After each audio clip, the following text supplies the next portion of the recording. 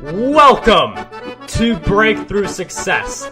I am your host, Marc Guberti, founder of the Content Marketing Plaza, bringing you 3 new episodes each week where I and top-level guests teach you how to take your business to the next level and achieve your breakthrough. And before we jump into today's episode, let me ask you a quick question. How much would your life change if you could make 6 figures from your content? Imagine being able to quit your 9-to-5 job, do what you love for a living, and spend more time with your family. That's what we help our students do at the Content Marketing Plaza, an 8-week program that will help you build your way to 6 figures via your content. You can learn more about the Plaza by heading over to contentmarketingplaza.com, which will be in the show notes. All right, let's jump right back into the episode. As we go along our entrepreneurial journeys, there are going to be certain challenges that come our way, and with each challenge, we have to overcome them.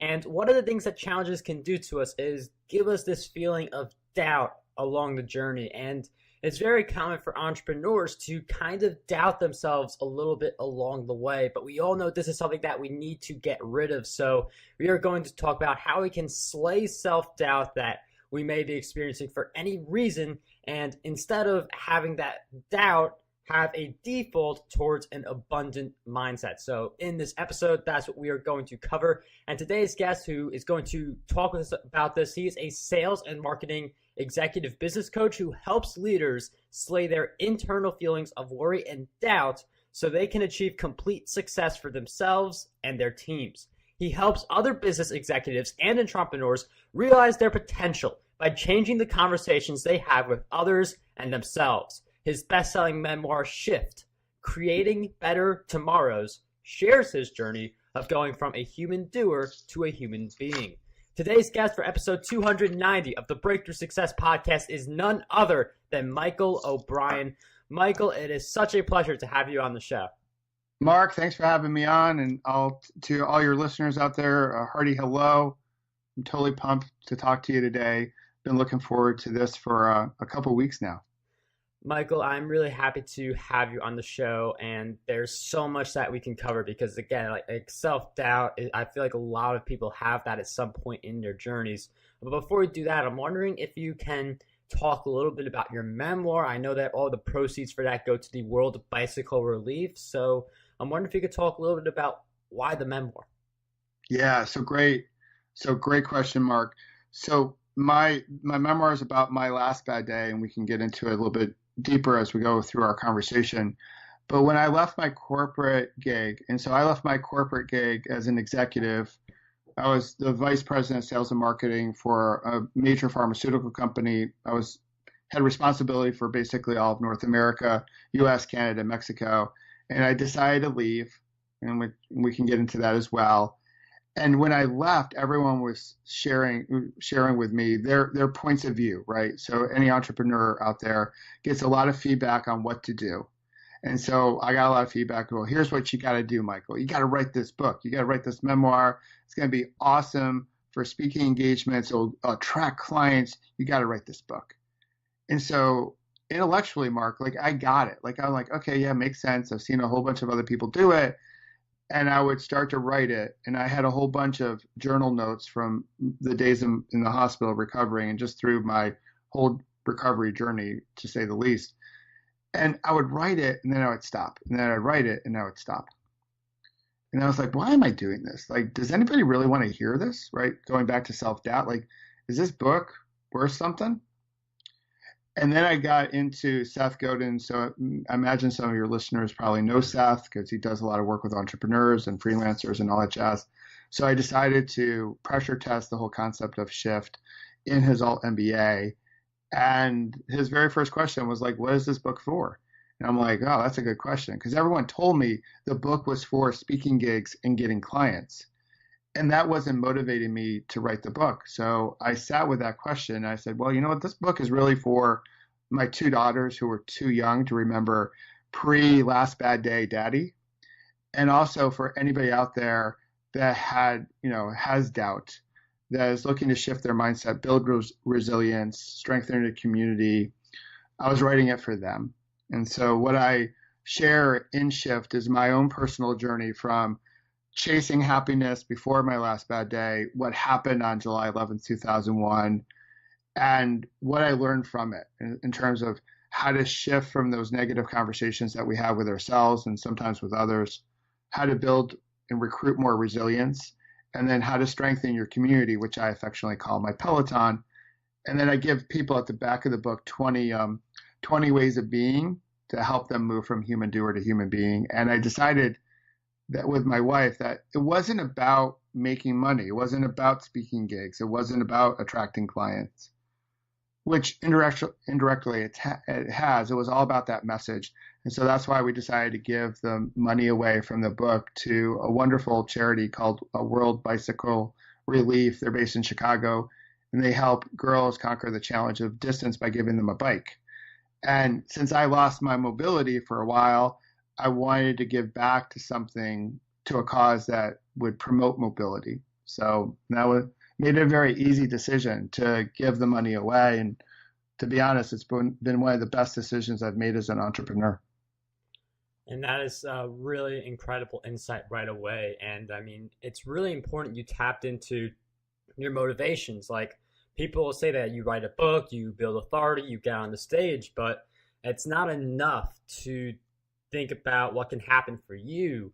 And things really started to move a lot more when you thought about that other person, that person reading the book. So it's very important for us to really tap a little deeper into what are our true motivations, and making sure that we are more motivated to help other people, our readers, our listeners, our visitors, than just to achieve some kind of common objective. And you did mention your last bad day. We are going to talk about that really soon. But for anyone who is just tuning in, who is learning about you for the first time, we've got the idea of human doer and human being. I'm wondering if you could just clarify the difference between those two. Sure thing, Mark. So the human doer aspect of it, I'm borrowing from the great Zig Ziglar, who was someone that was a distant mentor to me when I was starting my career in sales and marketing. And he would often relay this concept of a do, have, be life or lifestyle or approach to career, meaning we're going to do a whole bunch of stuff to get a whole bunch of stuff, and then we'll finally be whatever. And so in the earlier parts of my career, I had no clue like what my purpose was. Like, my purpose was, I went from high school to college to get a degree. I left college. I had to get a job to pay off my student loans. And I was doing what I thought society wanted me to do. Get a gig, find a girl, marry the girl, start a family, work your way up the corporate ladder. But I didn't really have any sense of purpose. And I was really busy sort of conditionalizing my life, meaning I would often say, well, I'll be happy when. And I would say, well, I'll be happy when I get promoted. I'll be happy when I buy that fancy car. I'll be happy when this meeting was over. So happiness was always on the other side of the equation. So in the spirit of do, have, be, do, work my butt off, hustle and grind, right? So I could have stuff, the promotion, the car, the meeting to be over, and then finally I'll be happy. And I realized that I was just like sort of chasing happiness, almost like a hamster on the hamster wheel. And I wasn't necessarily as fulfilled as I wanted to be. And then I had my accident. I had my last bad day. And then I flipped the script to say, well, you know what, you can flip it, as Zig would often reference too. Instead of do, have, be, you can be, do, have, meaning we can show up with happiness, be happy right from the rip. And then think about, well, what do happy people do, so we can be really purposeful in our actions. And then as a result, we would have more of it. We would have more happiness. So my journey in my recovery journey from my last bad day really helped me to see that there was choice. I didn't have to just be a human doer, and there's a whole bunch of human doers out there. I could actually just be, and be present, and be happy, and be grateful, and be a hustler, be a grinder. That's also part of it, part of the hard work. But trying to flip the script, flip the narrative, so I could live a much more driven, purposeful life. Really awesome stuff. And you mentioned something about happiness. Like we all want happiness, but I feel like a lot of people they say like I'll be happy when, as if you could easily flip on the switch and say I choose to be happy now, regardless of what I have or don't have, how things are going. Just choose to be happy. Keep on putting the hard work, but if you, as Michael mentioned, uh, attach your happiness to something, you're not going to have any kind of happiness until you get there. And even once you achieve the goal, you'll get into this habit of uh, setting bigger goals, which is a great habit, but then putting happiness on the other side of that bridge all the time, which is certainly not something to do. And it could take something like a really uh, like I mean we're really going to get into this. You're going to get an idea of what Michael's talking about when he says last bad day. I mean, this is the story that has kind of been the context for everything so far. So Michael, can you share with us what that last bad day was for you? Sure, it was July 11th, 2001. So I'll frame it for people because the speed of technology is rapidly changing. So back then there was no Twitter, Facebook, LinkedIn. The iPod had not even come out yet. So Oh wow. so I'm dating myself. Great, great. So think about those instruments have only been with us for a short period of time. Well, I grew up as an avid cyclist. So cycling is a big part of my passion. It's part of who I am. So we had a pretty typical corporate meeting. We flew out from New Jersey to New Mexico. We were north of Albuquerque, south of Santa Fe. And it was one of those arrive on Monday, depart on Friday.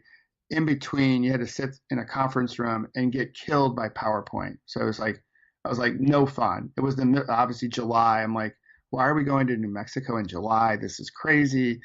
I don't want to go. So I was like, well, how can I make this trip as meaningful as possible? So I decided to bring my bike out. I thought, hey, I'll cross New Mexico off the states I've ridden my bike in. I'll do a few miles before death by PowerPoint, and I'll make the meeting be something somewhat productive, right? Now I was also training for a bike race, and so it all made sense. Well, that morning on the fourth lap of this loop I found, it went out the back of the hotel, up the main drag. It was about 2 miles in length. I came around the bend, and there, just screaming right at me, was a Ford Explorer. It had crossed fully into my lane, and the police officers estimated that he was going about 40 miles an hour because of the length of the skid marks. And I remember, Mark, everything of that morning. So I remember me hitting the grill of his truck into the windshield. I sort of broke a hole through the windshield. Well, I didn't sort of. I broke a hole through the windshield. I remember the screech of his brakes and then the thud I made as I came to the asphalt below. Like I remember that as clear as day. And it was so surreal. Like I just couldn't move fast enough. And as your listeners will know, will take a guess, I was knocked unconscious. But when the EMTs arrived, I regained my consciousness and I was looking around, and just the thought of moving, Mark, was like so painful. So I knew I was like in a world like a big hot mess. So I tend to use humor to cut tension. So I asked the EMTs the one question that I know only another cyclist can really appreciate. So I asked them, I was like, hey, how's my bike? And they looked at me, they're like, what? Like, so I think they were like a little worried that I had traumatic brain injury at that point in time, but I was just doing anything to sort of keep my mind off of the fact that, holy cow, like this is not happening. But the thing is, it was happening. Um, and and then after that, I just remember like waiting for the helicopter, willing myself not to fall asleep. That was like one big thing because control was a thing that I loved to have before my accident. So I thought, like, if I didn't fall asleep, I could control the situation, which is just like it's asinine to think about it. Like I had no control over the situation, but I thought if I could just stay awake, if I could just remain conscious, I would some way control what was about to happen. And then when they finally put me on the backboard, neck brace, the whole contraption, and onto the helicopter for the 19-minute flight down to Albuquerque at the University in New Mexico there, I remember telling myself, if you live, Michael, and I knew that was in question, that life would be different. You got to stop. You got to live your life differently. You got to stop chasing happiness. And that was the commitment I made, the bargain I made. Like if I live, I will change the way I'm living. And then I flew 19 minutes to the University of Albuquerque. They had first surgery lasted about 10 hours and needed about 34 units of blood product. And then the next 4 days, I don't remember at all, I spent in the ICU. Wow, that was very deep. And I mean, I just want to take some time now to like, for you listening in your car or at home or wherever you are, just think about not just that story, but also what we were just talking about, not attaching your happiness to something else. And sadly, it's usually at a near death experience where we learn some of these deep things. So take it from someone like Michael, who, I mean, he had a near death experience. Like there was a point where he thought that his legacy was done, like he couldn't edit it or change it or anything like that.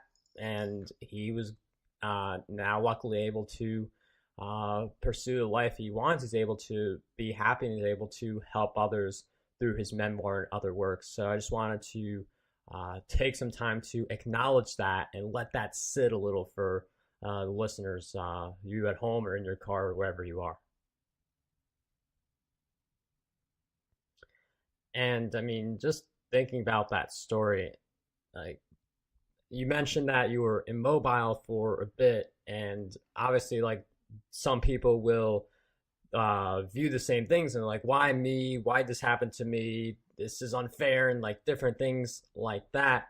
And to basically get to where you are now, I can only imagine the amount of resilience it took. So I'm wondering if you could share how you were able to stay resilient and how we can develop ours. Yeah, great question, Mark. So yeah, it did. I had to recruit a whole bunch of resilience because when I came out of the ICU, and I made that bargain like, oh, life is going to be different. But what happened was life got really dark quickly because the doctors and the healthcare professionals told me, hey, Michael, buckle in. You're going to have a life of dependency, more surgeries, limitations. And then I started getting into this whole victim loop, Mark, or like, why me? Like, why did this happen to me? This is so unfair. Should not have happened. The driver had to revoke license. And I was having this massive pity. I'm a victim party. But then what I realized, they flew me back home to New Jersey to one hospital and then to a subsequent one. And there I realized, wow, God, if I'm not putting my full self into this recovery because I'm wasting energy on replaying the narrative that I'm a victim. And I was given a Viktor Frankl quote, basically saying, like, I'll sort of paraphrase it, that we're not defined by the events in our lives, but we are defined by how we respond to them. And in that moment, sort of my aha, I decided I would be known by my response to my accident, my response to my last bad day, as opposed to by the accident itself. So I built up a greater purpose. And I think that's a key thing in terms of building it or recruiting it for your listeners, is to have that greater purpose out there, something that's greater than just me or just you or them, something much more powerful than that, a vision for the future, the vision that we want to create, and clearly understanding the values that we want to honor. So some of my early work, as I started to work on myself so I could give more energy towards my recovery, was to set that vision or purpose in place, understand the values that I truly wanted to honor, and have a disciplined approach around trying to maximize those each and every day. Even if I was making baby progress or small steps or micro wins, I had this mantra of like, hey, we're going to work hard today to create a better tomorrow. Work hard today, create a better tomorrow. And start measuring my success like 1 degree at a time or 1 inch at a time. And then when I had setbacks, because I know a lot of like stories, you hear about the accident and then you hear about, oh, we've reached the pinnacle, but we've missed all the juiciness in between, all the meat of the sandwich. Well, from that moment, July 11th, 2001 to even current day, I still have my share of setbacks as a professional, as an athlete. And I always have to go back to greater purpose, the values that I want to honor, and also the narrative in my head to help me shift out of it faster, to build that resilience, to get back up again, so you can keep on pedaling.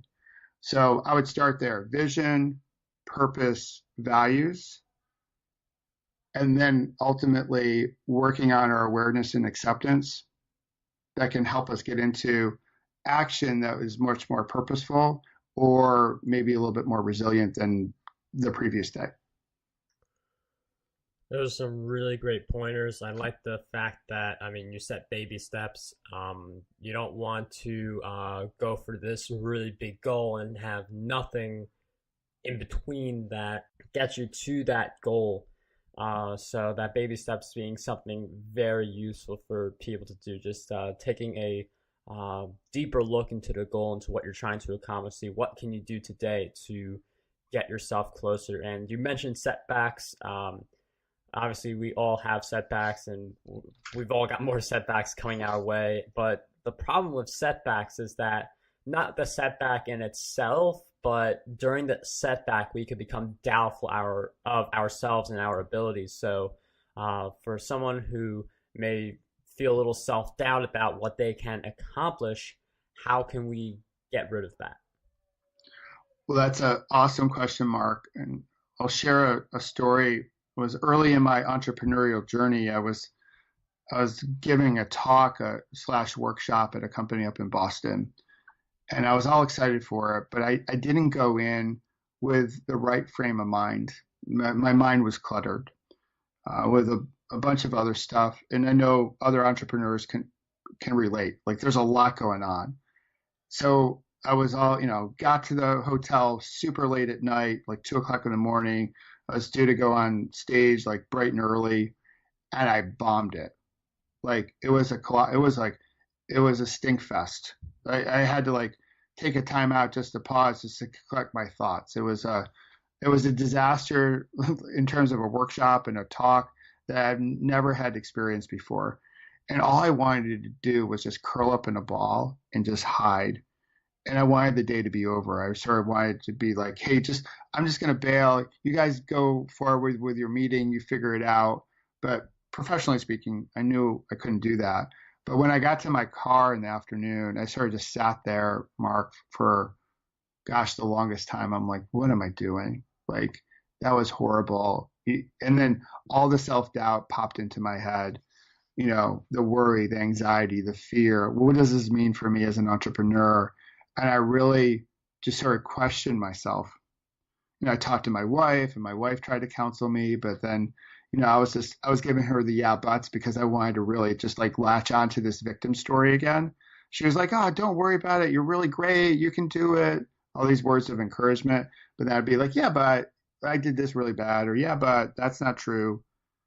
And on my drive home from Boston, I didn't listen to the radio at all, but I remember just sort of thinking about this whole day and the event. And what started out like really grim, when I was on the Mass Turnpike, just starting my drive home, I was like, I'm just going to quit. I'm just going to I'll just go back to corporate America. This is silly.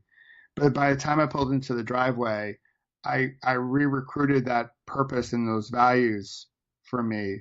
And I tried to, turn it into a really great learning opportunity, because I was once told that all the events in our lives are neutral until we label them. We're just really wickedly quick at labeling them today. And so back in Boston, I labeled it as a disaster, as a failure, the end of my business. But by the time I got home, I came up with a new narrative that was an opportunity to learn a little bit more about my prep, learn a little bit more about mindset, and turn it into something that could help others. So it was, so I wrote a blog that night and posted it. And at that point in time, it was like one of my most read blogs that I ever put up on LinkedIn, because so many people could appreciate the fact of like, we trip and we stumble and we fall and we scrape our knee, but the resilient ones among us find a way to get back up on our feet and start doing it again. And in that, one of the things I share, Mark, is when we do fall, it's so important to get back up into action as fast as possible. So if we fall off the horse, if we fall off our bike, is to get back up on that horse as quickly as possible again, so we can craft a more positive self narrative as far as who we are, as a way to quiet the self doubt that may exist within us. Wow, those are some really powerful insights. And I mean, we all have that moment, I think, where we're not sure about the results. We may be thinking about just bailing, maybe thinking that in your case, maybe I should just go back to corporate America. But when you do start something new, when you do pursue that new business, or even if you are already in business for a while, but you're just pursuing a new venture, it's not going to be perfect on the first go, but you definitely learn as you go. So, some really thank you for also being vulnerable and sharing that story, because I feel like a lot of people, they just don't want to be vulnerable and share those kinds of stories. So, thank you for taking the time to share that with us and with your LinkedIn community before this episode. No problem, Mark. Well, we could probably talk all day, man. Like, because I have a whole bunch of vulnerability. Like, and a whole bunch of what one person could call failure as a professional, as an entrepreneur. I've just, after my accident, I decided, like, all right, I'm gonna choose the labels in my life, and choose labels that can be more abundantly driven, so I can, keep on moving forward, or, as I say, keep pedaling. So I think cataloging them and learning from our trip ups is so helpful for us to get stronger. And I also think it's powerful for us to share with each other, because in today's curated world, it's so easy to sort of get caught in the FOMO or the perfect. But we all, hey, I have plenty of scars from my accident, and I totally believe that our scars make us beautiful. And I think we have a lot of entrepreneurial or just career scars that are worth sharing as well, because it shares the story of who we are and how we're able to overcome, which I think is so powerful and so wonderful. That's a really awesome message, and we definitely do learn more. We become better as these challenges confront us. And when it comes to getting confronted by challenges, it's something that we can't escape, but something we've been referencing in this episode is that your mindset is really valuable when it comes to overcoming those challenges and achieving the big goals that you set up for yourself. So I'm wondering if you could share a little bit with us about what exactly makes up an abundant mindset. Well, there's a great little exercise called yes but and yes and. It comes out of the improv world, but to me, abundance and go hand in hand. And so one little story from my youth, where I learned sort of this attitude of abundance. But when I was younger, when I was 10 years old, I didn't know what abundance was, and I certainly didn't know how to spell it. But I just knew how I felt. So when we do grocery shopping with my mom during the summer, it was Thursdays, and we'd go to the butcher, back when you'd go to a butcher and supermarket, and we used to go to the peanut shop because my dad loved cashews. And so when my mom would go into the shop and say, hey, have a half a pound of cashews, the shop owner would give the bag of cashews to my mom. And when she did, she said, and something else. And so that and something else was, like, for me, it was like a powerful opportunity to, like, step in and maybe get some candy or a treat for myself. And so every now and again, I would get my mom to, sort of go along with it, and I'd get, my peanuts or some candy, and then she would hand the bag over to us and say, and something else. And so I learned that and as a question could be such a powerful question in terms of abundance. But for me, like, overall, it's around how do we see opportunity in something, and getting really smart about what makes up a powerful mindset. So I generally think of 6 qualities, Mark, that make up a really healthy mindset, from sort of our spiritual energy, which is not necessarily religious, but more about those connections with our vision and values. So our mental energy, our emotional energy, those around us, so our relationships, our physical health, and just our overall environment. And so when I look at those 6 domains, I try to break down where I can find greater opportunities to, as cliche as this is, to level up, to see, again, to see the possibility of things. And to go back to that question I learned when I was like 10 years old, like, and something else. So anytime I get stuck, I will ask myself that question. Okay, and Michael, what else can you do? What's another way of looking at this? What's another way of shifting your perspective? So I try to, when I work with people, I talk to people, sort of bring them back to that, the possibilities of and really thinking clearly in terms of what makes up a really healthy, abundant mindset. And thank you for sharing those essentials with us, because the abundant mindset is definitely something really important for us to develop, because our mindset really does determine what we are able to accomplish when we're given the chance, when we are all here in this one life. And I feel like the mindset, that's something that holds a lot of people back from achieving their full potential. I'm wondering if you can think of anything else that you think would hold a lot of people back from achieving their big goals. I would say mindset is it. Mindset goes into skills too. So when I look at performance, we can look at it in terms of sports or business or just arts. On one side there's skill. Like, do I have, can I dunk a basketball, or can I sing an opera, right? Those are skills, and that's some things we can learn, some things we can't learn.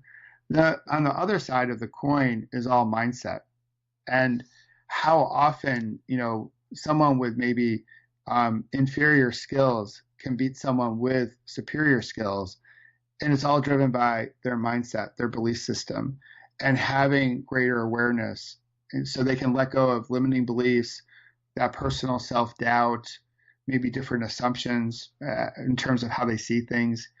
So we talk about, again, mindset in sports all the time, or performance, but we don't talk about it enough, I think, in a corporate setting or in an entrepreneurial setting, because all those moments where we have an opportunity to go forward, to put some goodness out into the world, maybe write a blog post or do a podcast like you're doing, what happens with most people is we stop.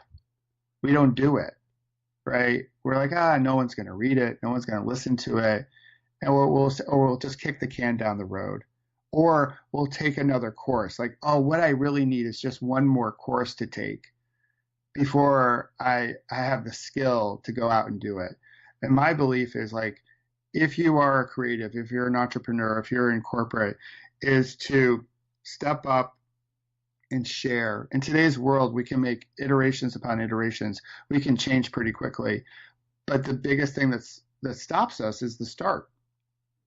So I really love encouraging people to not listen to that limiting self-belief, that doubt, and take that first step past the resistance. And know on the other side of that, once it's out there, you can continue to build upon it and build upon it and build upon it and make it better and better each and every day. And you mentioned something really important, which is that starting point. And starting is actually harder than actually doing. Like, for videos, for me, for instance, I find that it's sometimes really hard for me to actually start, to go from a moment of like not doing video to me like dressing up for the video, putting on the the collar down shirt, all that stuff. But once I actually start doing videos, it's easy. Like with this podcast, this episode, for example, it's very easy for me to keep talking. It's very easy for me to keep asking questions. It's very easy for me to do this whole thing. But the start is a lot harder than anything else. So definitely a really great point there. And when it comes to starting or accomplishing any of our goals, one big part of that is the habits that we have in our lives. So I'm wondering if you can share with us some of the habits that you have that you believe have had the biggest impact on you. Well, one is from a wellness perspective. So I learned this a while ago. First thing in the morning, every morning, 20 ounces of water. Because the body needs to be hydrated to be able to perform at a high level. So, and that to me, like that moment, that glass of water, it also gives me a good moment to pause in the morning. I think so many people wake up with their phone, they check their phone, they go into social, they go into email, and it automatically frames their day. They've just learned everything they missed, and now they get to start worrying about everything they need to do. And they never really have a moment just to pause. So that glass of water for me, yeah, it's hydrating, which is needed, but it's also a moment for me just to think about how do I want to show up, my intentions for the day. So that's a biggie. So I also, have the habits around like my sport and stuff like that. As I've gotten a little bit older, I have to pay a little bit more mindset or more attention to flexibility and core. So when I was a young cyclist, I could just get on the bike and it'd be pretty easy peasy. Now I have to work on the periphery, work on the body, Mark. So I have a habit of after every ride doing some core work and some flexibility work just to keep my motor continually running, going on down the road. So that's from a fitness perspective. And from a professional perspective, what I try to do habit-wise is try to be as disciplined as possible in terms of not spending too much time on social media. So I think as an entrepreneur, and obviously as we go after the likes and the shares and the comments, is that when we post a video or a podcast or a blog, it's for the natural desire to check it out to see how it's doing. What I learned many years ago is that I was spending way too much time doing that, and there's an opportunity cost of that, which basically meant honing my craft as a speaker, but also as a coach, so I could just be better for the people I wanted to serve. So one habit that I constantly work on to make it better is, how much time that I spend on social, and how do I want to spend that time?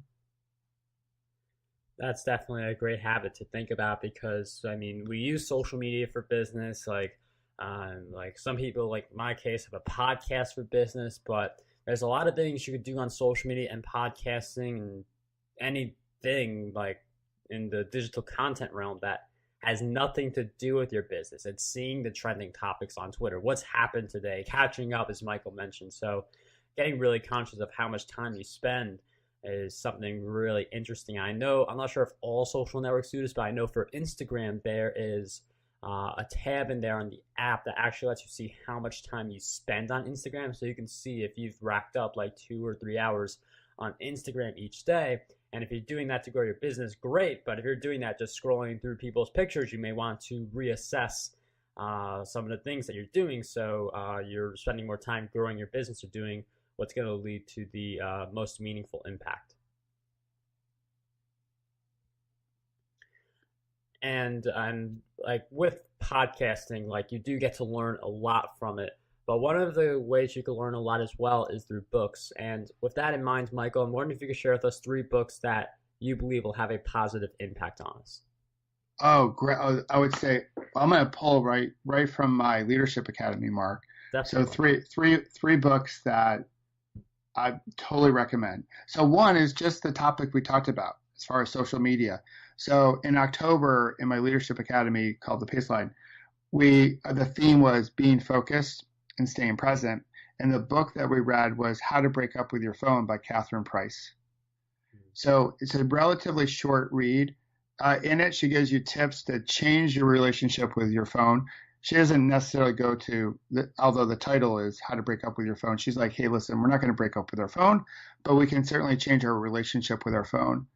And in the book, she recommends the app Moment, which is a great app. So anybody out there wants to check how much phone use they have in terms of their overall productivity, Moment is a great app to check out. I have it on my phone, and I use it to sort of monitor my social habits, but also my phone habits.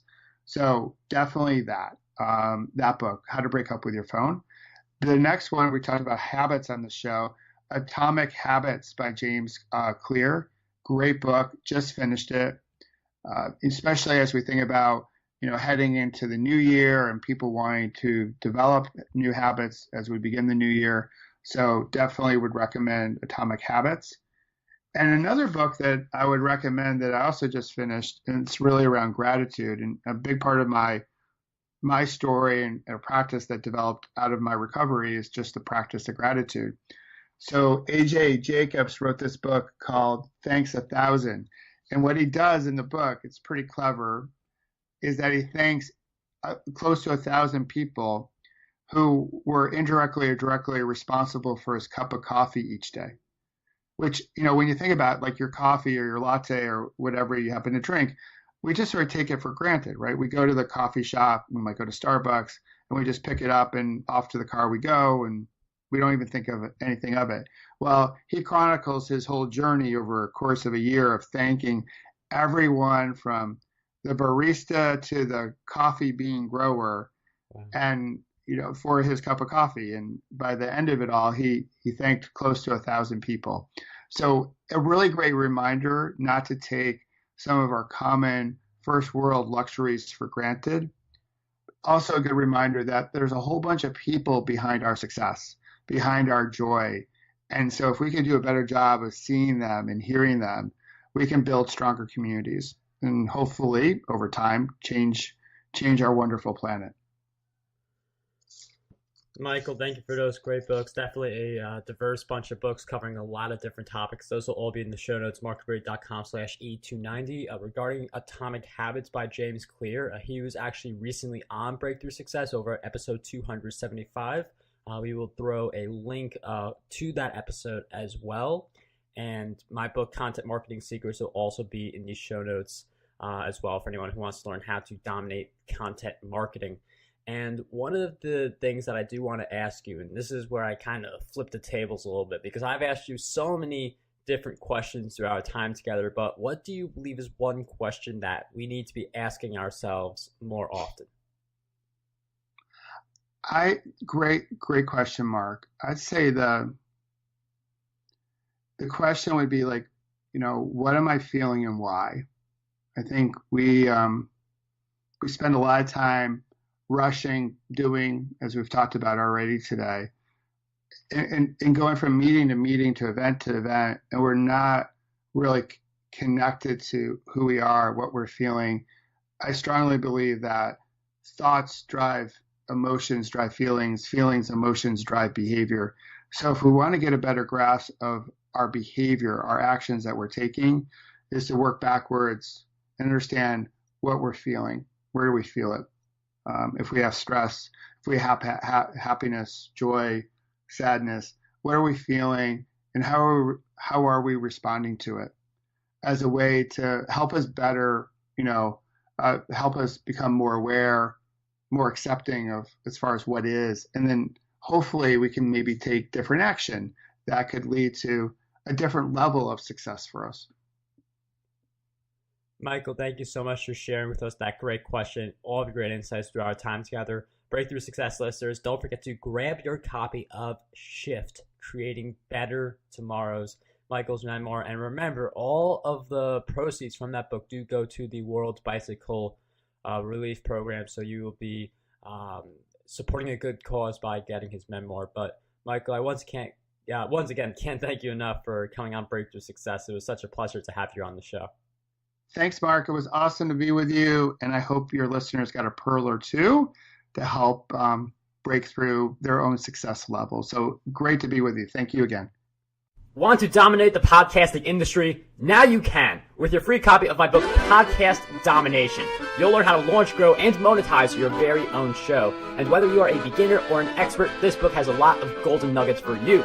We'll cover the cost of producing this book. All we ask is that you cover the shipping. To get your copy, head over to markguberti.com/PD.